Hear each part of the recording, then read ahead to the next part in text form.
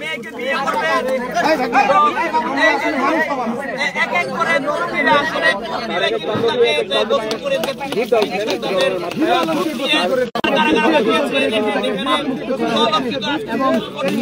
কথা বলে না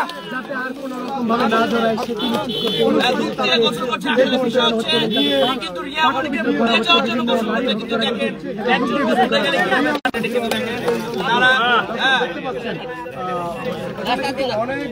হাঁটু দেন